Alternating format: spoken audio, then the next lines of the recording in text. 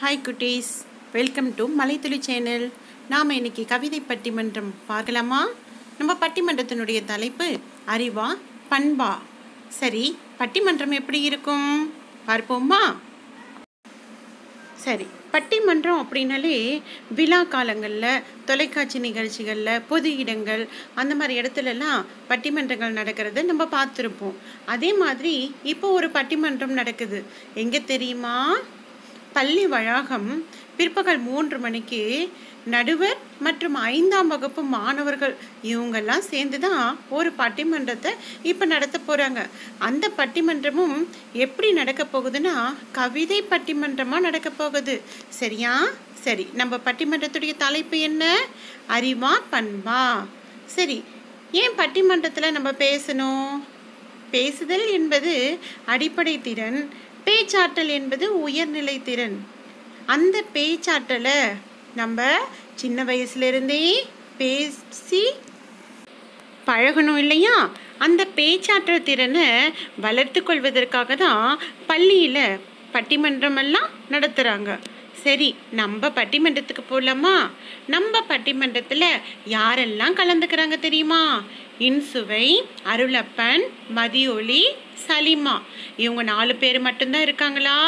இல்லை, நம்மளுடைய தலைவராக நடுவர் இருக்கிறாங்க. சரிங்களா? இவங்க எல்லாம் சேர்ந்து இந்த பட்டிமன்றத்தில் என்ன தான் பேச போகிறாங்க பார்க்கலாமா குழந்தைகளா? வாங்க என்னோட சேர்ந்து எல்லாரும் போகலாம். முதல்ல நடுவர் சொல்றாரு, செந்தமிழே நருந்தேனே ஜெகம் போற்றும் செம்மொழியே, முத்தமிழ் சொல்லெடுத்து நற்றமிழ் பாட்டு மண்டபத்தின் நடுவராக நான் வந்துள்ளேன். வணக்கம்.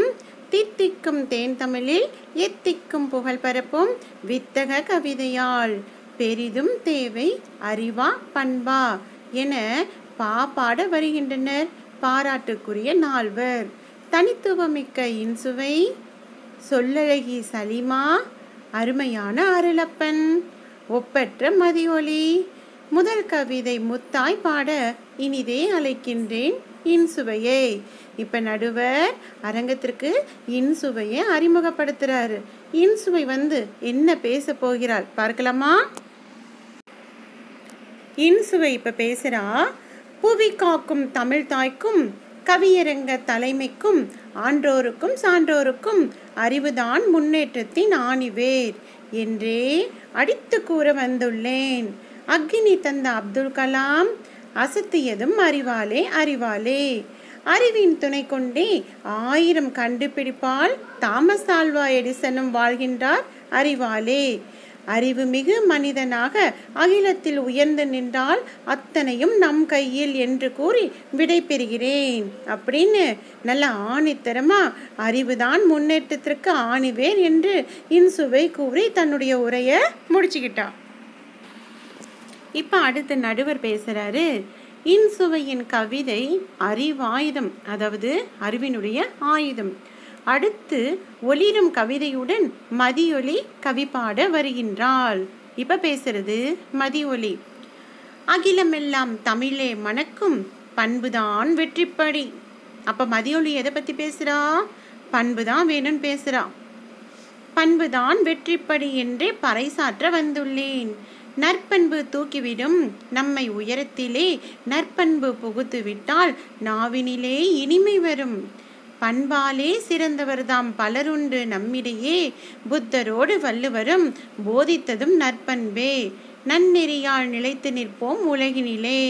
அதனால பண்புதான் மிகவும் அவசியம் அப்படின்னு எடுத்துக்காட்ட புத்தரையும் வள்ளுவரையும் ஆணித்தரமா தன்னுடைய கருத்தை சபையில சொல்லிட்டு மதியொலி விடை பெறுகின்றாள். இப்ப நடுவர் சொல்றாரு, மிளிர்கின்ற தமிழ் கவிதை மதியொலியின் அரும் கவிதை. அறிவாற்றல் பயன் பேச அருளப்பன் வருகின்றார். செறிவாற்றல் கவிதையொன்றை செப்பிடவே வருகின்றார். இப்ப யார் வர போறாங்க? அருளப்பன் பேச போறான். அருளப்பன் என்ன பேசுறான் பார்க்கலாமா? அறிவாற்றல் உள்ளவன்தான் ஆழுகின்றான். அண்டத்தை வெறும் பண்பை வைத்து கொண்டு பெரும் பந்தல் போடலாமா? பண்பை மட்டும் வைத்து கொண்டு பெரும் பந்தல் போட முடியுமா அப்படின்னு கேள்வியாக அருளப்பன் கேட்கின்றான். கூறும் பண்பில் நம் வயிறும் நிறைந்திடுமோ. வெறும் பண்பு மட்டும் வச்சிருந்தா நம்ம வயிறு நிறைஞ்சிருமா? நல்லவன் இருந்தால் நாடென்ன முன்னேறுமோ. வெறும் நல்லவன் நல்லவன் சொல்லிக்கிட்டே இருந்தா நாடு முன்னேறிடுமா? வல்லவன் வகுத்ததென்றோ வளமான இவ்வுலகு. தூண் போன்ற அறிவேதான் வான்முகத்தை தொட்டிடுமே. அதனால வாழ்க்கைக்கு மிகவும் அவசியம் பண்பை விட அறிவுதான் தேவை என்று கூறி அருளப்பன் விடை பெறுகின்றான். இப்ப நடுவர் பேசுறாரு. பண்பில் பெருஞ்சிறப்பை பொழிந்திடவே வருகின்றார் சொல்லழகி சலிமா. இப்ப நம்ம கிட்ட பேச போறது சலிமா. பண்பிலான் பெற்ற செல்வம் பயனில்லை உலகிற்கே. பண்பேதான் அன்பை நல்கும் பன்மடங்கு உயர்வை தரும் அப்படின்னு பண்புதான் மிகவும் அவசியம் என்று சலிமா பேசுகின்றாள்.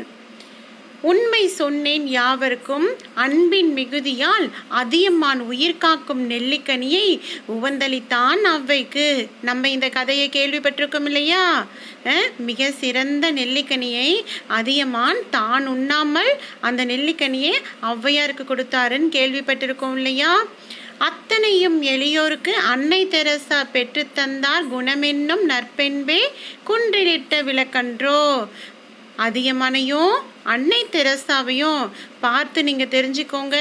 பண்பு தான் வாழ்க்கைக்கு மிகவும் அவசியம் அப்படின்னு சலிமா தன்னுடைய உரையை கூறி அவையிலிருந்து விடை பெறுகின்றாள். சரி, இப்போ எல்லாருமே பேசிட்டாங்க. யாரெல்லாம் என்ன பேசினாங்க ஞாபகம் இருக்கா? இன்சுவை சொன்னா அப்துல் கலாமும் தாமஸ் ஆல்வாவும் அறிவால் தான் முன்னுக்கு வந்தாங்க. அதனால் அறிவு தான் அவசியம்னு சொன்னா. மதியொலி என்ன சொன்னா? புத்தரும் வள்ளுவரும் தன்னுடைய பண்பால் தான் உயர்ந்த நிலையை அடைஞ்சாங்க. அதனால் பண்பு தான் வேணும் அப்படின்னு மதியொலி பேசினா. அருளப்பன் என்ன சொன்னா? வெறும் பண்பை வைத்து கொண்டு பெரும் பந்தல் போடலாமா? நம்மளோட வயிறும் நிறைந்திடுமோ. அறிவு தான் அவசியம் அப்படின்னு அருளப்பன் சொன்னா. சலிமா என்ன சொன்னா? அதியமான் ஔவையாருடைய கதையை சொல்லிட்டு அன்னை தெரசாவை பற்றி எல்லாம் சொல்லி இதனால் நம்ம என்ன தெரிஞ்சுக்கிறோம்?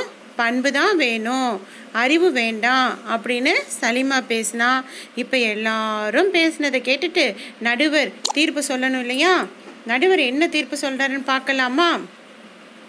எல்லோரும் சிறப்பாக நல்லோரை போற்றும் வண்ணம் நற்கவிதை வாசித்தீர்கள். என்னுடைய தீர்ப்பிற்கு இசைந்தேதான் வருகின்றேன்.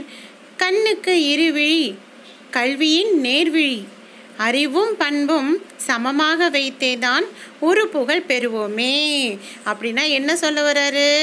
அறிவும் வேணும், பண்பும் வேண்டும்.